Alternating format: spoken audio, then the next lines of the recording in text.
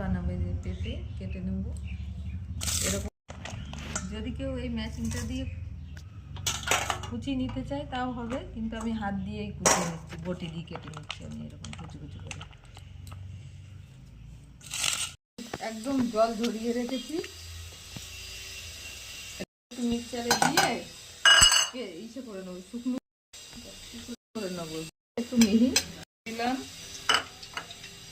সুজির পাউডার করে নিয়েছি, একটু গোলমরিচের গুঁড়ো দিলাম,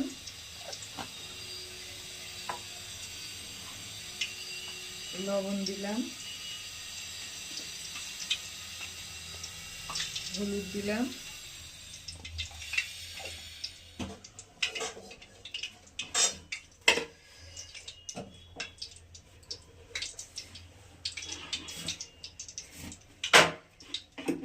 এতে একটু কর্নফ্লাওয়ার দেবো, আমি 2 চামচ দিলাম, বেশি হলেই বেশি পরিমাণে দিতে হবে। আমি এটা হাফ পেঁপে নিয়েছি,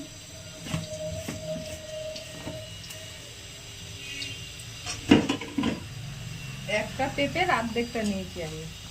এই যে একদম ঝরঝরে হয়ে গেছে, এটাকে এবার ভালো করে মাখিয়ে নিচ্ছি। কড়াইয়ে তেল গরম করতে দিয়েছি,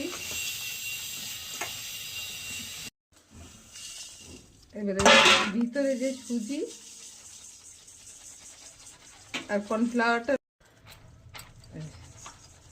একটা ফুটো চালনি দিয়ে করলেও হবে, আমি ঝুড়িটা দিয়ে করে নিলাম।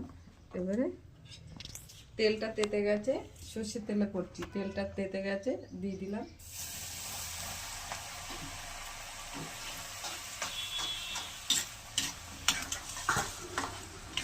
খুব হাই দিলে হবে না, আস্তে আস্তে ভাজতে হবে।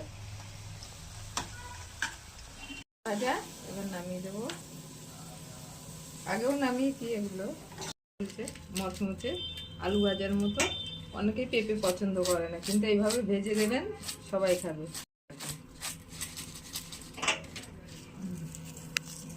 একদম গলে যাচ্ছে। আজকের নতুন রেসিপির নাম হলো মচমচে পেঁপে ভাজা। ভিডিওটা ভালো লাগলে লাইক, কমেন্ট, সাবস্ক্রাইব, শেয়ার অবশ্যই করবেন এবং কমেন্টে জানাবেন যে এই ভিডিওটা আপনাদের সবার কেমন লাগলো। ধন্যবাদ। আপনারা একবার করে খেয়ে দেখবেন।